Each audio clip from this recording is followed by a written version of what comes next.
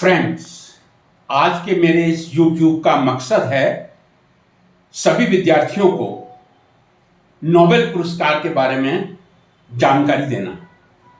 Nobel पुरस्कार क्या हैं, कब शुरुआत हुई थी, किसने की थी, इसके बारे में तो मैं चर्चा करूंगा।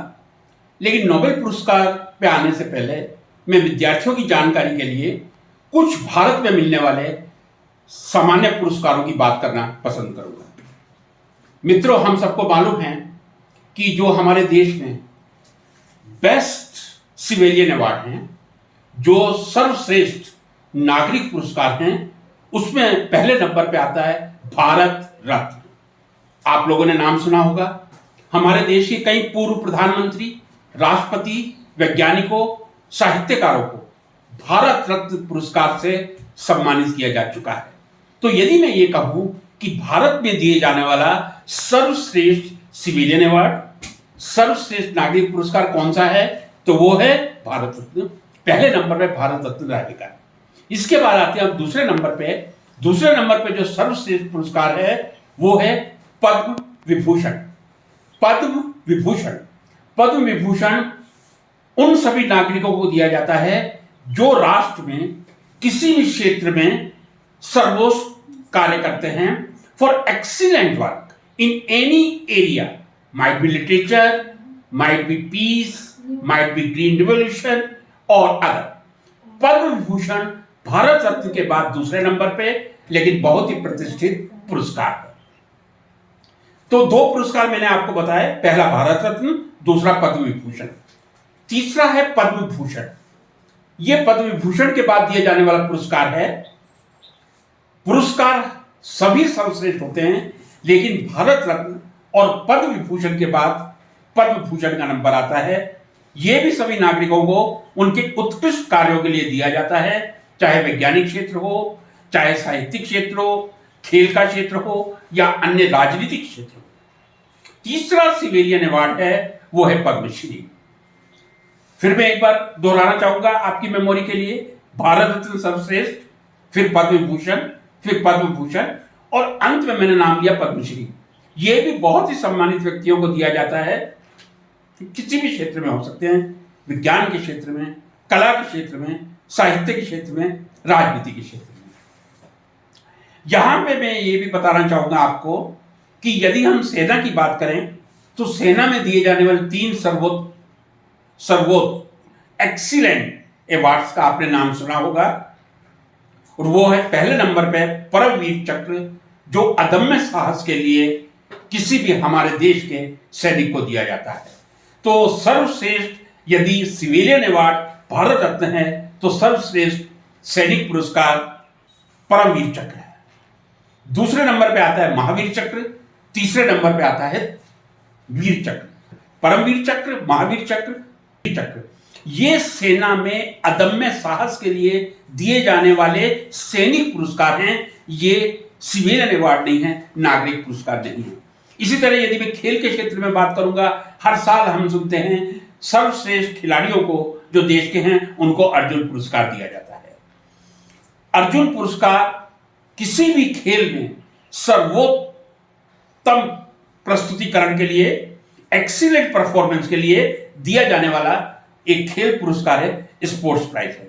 इसी तरह जो कोच होते हैं उनके लिए पिछले कई सालों से द्रोणाचार्य अवार्ड दिया जाता है, जो हमारे देश के खिलाड़ियों को प्रशिक्षित करते हैं।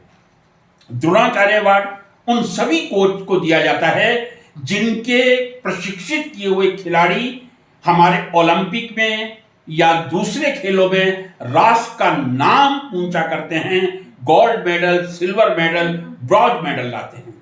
तो फिर मैं यदि अपनी बात को रिपीट करना चाहूं तो हमारे जो सबसे सिविलियन अवार्ड हैं वो है भारत रत्न, फिर पद्म विभूषण, पद्म भूषण और पद्मश्री। और सैनिक पुरस्कारों में यदि मैं कहूं परमवीर चक्र, महावीर चक्र, वीर चक्र। और जैसा मैंने आपको बताया, खेल के क्षेत्र में खिलाड़ियों के लिए अर्जुन पुरस्कार हैं और उनके कोच के लिए द्रोणाचार्य पुरस्कार हैं। इसी तरह फिल्मी जगत में यदि मैं कहूं तो हर साल अवार्ड दिए जाते हैं। दादा साहब फाल्के पुरस्कार का नाम आपने सुना ही है। यहां मैं ये बात ऐड करना चाहूंगा, हमारी संस्कृति कहती है कर्मण्यवादी का रस्ते मां फलेषु कदाचित्, कर्म किए जाओ फल की इच्छा मत करो। और मैं ये कहना चाहूंगा, विद्यार्थियों से ये मैं अनुरोध करना चाहूंगा, आपका कर्म है शिक्षा ग्रहण करना। आप पूरी तन्मयता से, पूरे समर्पण भाव से शिक्षा ग्रहण करें। शिक्षक का एक काम है अच्छी शिक्षा देना। एक शिक्षक पूर्ण समर्पण भाव से, अथक प्रयास से, आधुनिक ज्ञान से, सुसज्जित ज्ञान से विद्यार्थियों को शिक्षा प्रदान करे। लेकिन जब कोई कर्म करता है तो उसके कर्म का कोई रिकॉग्नाइजेशन होना चाहिए। यह समाज का कर्तव्य बनता है कि यदि कोई अच्छा शिक्षक है तो उसको शिक्षक पुरस्कार मिलना चाहिए, जो हमारे यहाँ 5 सितंबर को शिक्षक दिवस मनाया जाता है। डॉक्टर सर्वपल्ली राधाकृष्णन जी के जन्मदिन को शिक्षक दिवस के रूप में मनाते हैं और 5 सितंबर को देश के कई श्रेष्ठ शिक्षकों को यह पुरस्कार प्रदान किया जाता है। अब मैं वैज्ञानिक पुरस्कार के बारे में बात करूंगा जो भारत में दिए जाते हैं। भारत में दिए जाने वाले विभिन्न क्षेत्रों में रसायन शास्त्र है, भौतिक शास्त्र है, बायोलॉजिकल फील्ड है, वो नाम है Shanti Swarup Bhatnagar award, SS Bhatnagar award. इसके लिए मैं अलग से चर्चा दूसरे क्लिप में करूंगा, लेकिन आज मैं नोबेल पुरस्कार की जानकारी देना चाहूंगा। नोबेल पुरस्कार क्या हैं, इनकी शुरुआत कैसे हुई थी और कब हुई थी। मित्रों, आपने अल्फ्रेड नोबेल का नाम सुना होगा। एक स्वीडिश नागरिक थे। यदि मैं कहूं कि वे एक इंजीनियर थे, एंटरप्रेन्योर थे, बिजनेसमैन थे, इंडस्ट्रियलिस्ट थे, तो ये सभी बातें उनके लिए बिल्कुल सही होती हैं। वो एक इतने प्रतिभाशाली वैज्ञानिक थे, उन्होंने अनेक अनुसंधान करके अपनी मृत्यु के समय तक 350 पेटेंट तैयार किए थे। 350 पेटेंट तैयार करना एक अद्भुत प्रतिभा का परिचायक है। अल्फ्रेड नोबेल को यदि हम जानते हैं तो नाइट्रोग्लिसरीन के लिए जानते हैं, डायनेमाइट के लिए जानते हैं। 11th-12th के स्टूडेंट भी जानते हैं, एमएससी और पीएचडी वाले भी जानते हैं कि नाइट्रोग्लिसरीन की खोज अल्फ्रेड नोबेल ने की थी। लेकिन नाइट्रोग्लिसरीन चूंकि द्रव अवस्था में था, लिक्विड स्टेट में था, उसे एक जगह से दूसरी जगह ले जाने में बहुत तकलीफ होती थी। कई फैटल एक्सीडेंट हुए थे। There were many persons who were killed during the transportation of liquid nitroglycerin from one place to another. तब अल्फ्रेड नोबेल जी ने उसमें कीजल गुड़, जो एक तरह की सैंड है, मिट्टी है, उसको मिलाकर केक तैयार किया गया था, जिसको डायनेमाइट का नाम दिया गया था। और डायनेमाइट एक बहुत ही इंपॉर्टेंट इन्वेंशन था, डिस्कवरी थी। अन्य अनेक उनकी डिस्कवरी तो थी। अब आता हूं कि नोबेल पुरस्कार की शुरुआत किसने की थी। तो ये अपने आप में विदित है सबको, अल्फ्रेड नोबेल जी के द्वारा ही इन पुरस्कारों का प्रारंभ किया गया था। और पुरस्कारों का प्रारंभ कैसे किया गया, इसकी भी बहुत अच्छी एक कहानी नहीं कहूंगा, सत्य घटना है। अल्फ्रेड नोबेल पेरिस में ज्यादा समय रहते थे। वैसे मैं आपको बताना चाहूंगा कि उनकी 20 देशों में 90 लैबोरेटरीज थी। Alfred Nobel was having 90 laboratories in 20 different countries in America and Europe, and he was visiting one place to another.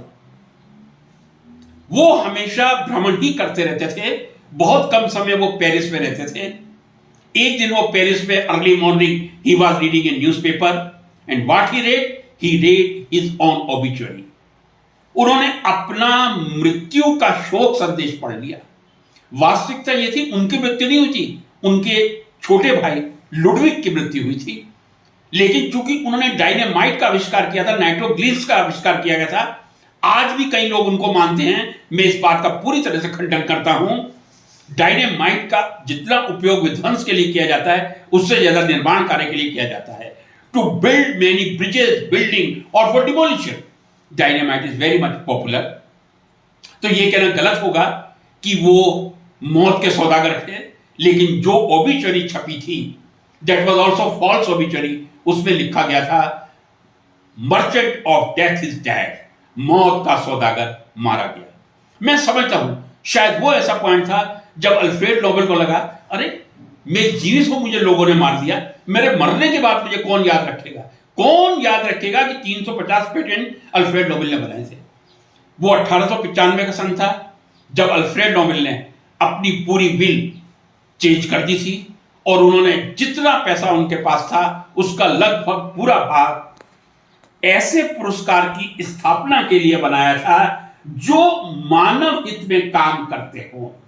Alfred Nobel जी ने 1895 में अपनी विल में यह लिख दिया था कि मेरे मरने के बाद जो भी मेरा फंड है, मेरा पैसा है, उसके नाम पर, मेरे नाम पर एक नोबेल प्राइज फाउंडेशन बनाया जाए।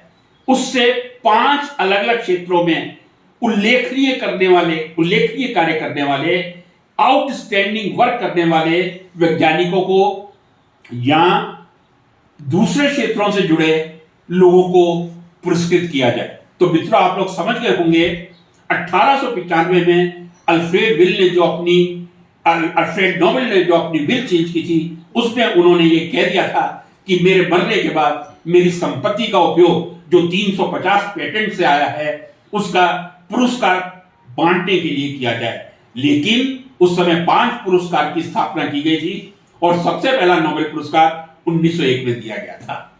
मित्रों, वो कौन कौन से 5 क्षेत्र हैं? फिजिक्स, केमिस्ट्री, फिजियोलॉजी और मेडिसिन, एक ही फील्ड है। लिटरेचर, पीस, मैं एक बार फिर हिंदी में इसको दोहराने की कोशिश करूंगा। भौतिक शास्त्र, रसायन शास्त्र, चिकित्सा, शांति और साहित्य। फिर मैं रिपीट करूंगा इंग्लिश में। फिजिक्स, केमिस्ट्री, फिजियोलॉजी और मेडिसिन, लिटरेचर और पीस।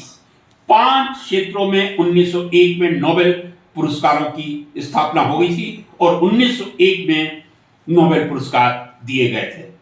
आप लोग सोच रहे होंगे मैं छठे नोबेल पुरस्कार को क्यों अलग कर रहा हूं। जो छठा नोबेल प्राइज है, आप सब जानते हैं, वो अर्थशास्त्र का नोबेल पुरस्कार है, that is prize for economic sciences. उसकी स्थापना अल्फ्रेड नोबेल ने नहीं की थी, लेकिन स्वीडन का जो बैंक है स्पिरिचस बैंक में ने 1969 में अर्थशास्त्र, इकोनॉमिक्स के लिए नोबेल पुरस्कार की स्थापना की थी। तो अब मैं कह सकता हूं 6 विभिन्न क्षेत्रों में नोबेल पुरस्कार दिए जाते हैं। फिजिक्स, केमिस्ट्री, फिजियोलॉजी और medicine, literature, peace and economics. लेकिन बाकी 5 फिजिक्स, केमिस्ट्री, फिजियोलॉजी और मेडिसिन, लिटरेचर एंड पीस 1901 में शुरू हुए थे। अर्थशास्त्र 1969 में प्रारंभ किया गया था। इसकी अगली श्रृंखला में और मैं नोबेल पुरस्कार के बारे में आपको रोचक तथ्यों की जानकारी दूंगा। यदि ये आपको YouTube क्लिप अच्छा लगे तो काइंडली इसको लाइक करना ना भूलें और आगे फॉरवर्ड करना ना भूलें। Good luck.